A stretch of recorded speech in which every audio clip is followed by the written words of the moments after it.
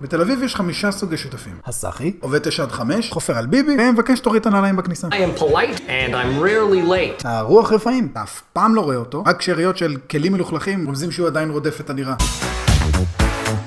הבקטריה, אתה חוזר לדירה, הוא הביא 2 חברים. אז כנראה התפצלה לשתיים. 2 חברים האלה הביאו עוד 2 חברים. אלו הביאו עוד 2, עוד 2 ועוד 2. Each of us becomes two more. הקבצן חי בזבל של עצמו, אף פעם אין לו טיפ לשליח, ומביא רהיטים מהרחוב. I love trash. והסגב.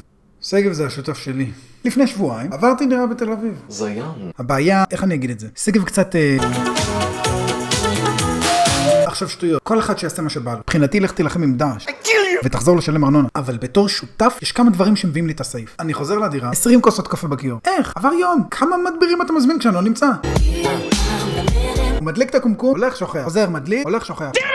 אני רואה את החשבון, חשמל קופץ. תתחייב למשהו בן אדם. תעמוד 2 דקות ליד הקומקום. שים איבנט בקלנדר. משהו. הוא מתקלח שעות. Get the fuck out! ואני יודע שזהו, הוא גמר את המים. לא רק לי, לכל הרחוב. דוד שלנו שאב מים מדודים אחרים. אז התחלתי לקבות לו שהרגיש גם. פה מתחילה המסיבה. אני מכבה, הוא מדליק. אני מכבה, הוא מדליק. סגב נראה לי כבר, יש לך מים.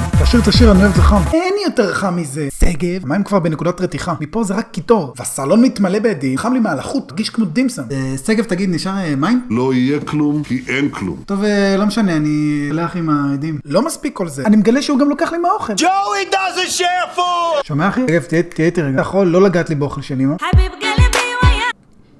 זה לא אני. מלא חולדות באזור. הרכבת קלה. קשה עכשיו, הקלה אחר כך. תגיד, אתה שומע את עצמך? סגב, איך חולדה? תחזור בלילה מהקולי על שיקורה מהתחת ותיקח לי מהקובי סלט. זה לא הקטע שלהם. הם אוהבות גבנץ.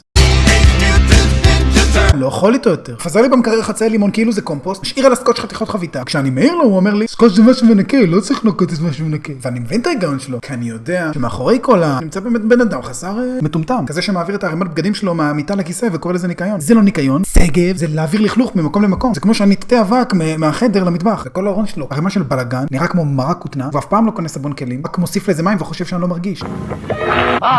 וימי חמישי? חמישי. שאני לא אתחיל לדבר על מה קורה פה בימי חמישי. Turn down for what? עד פה... It's all part of the plan. אבל אחרי מה שקרה שלשום... Remember the 5th of November. בערב הלוויתי לו את המכונת גילוח שלי. כך תמות. ויום אחר כך, כשעברתי ליד החדר שלו, וקיבלתי את הארומה היומית של פח, שתן וויתור עצמי, בא והחזיר לי אותה. מה, סגב, סיימת להשתמש? כן אחי, ככה זה כשאתה זריז. אתה פשוט עדיין עם... זקן. טוב, תודה, אני זז לדייט.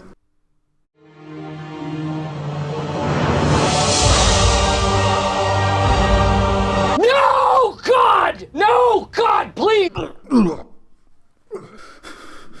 חלה!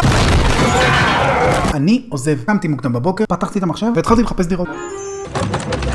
הנה משהו. מחפש שותף לדירה בנסיבות משמחות. Ozone layer. דירה 15 מטר, חד מימד מחולקת לעומק? מה? אני ממשיך לעבור על פוסטים, וזה רק נהיה גרוע יותר.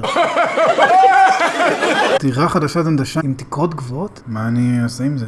Spider pig. בצוק איתי נפלה פה רקט, עכשיו הכיור ברצפה, זה נחשב שיפוץ והמחיר קפץ ב300 יורו, שבוע, לשותף? Boy, that escalated quickly. הלו, נטע, זה אדיר, בקשר לדירה, מה זאת אומרת לא רלוונטי? קבענו, דיברנו לפני 10 דקות בפייס, שלחת לי אימוג'ים.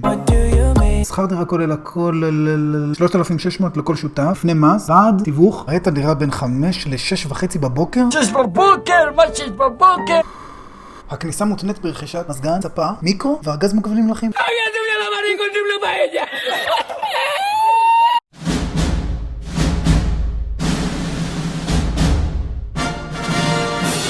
קיצר סגב בוא לוויטרינה. 1+1.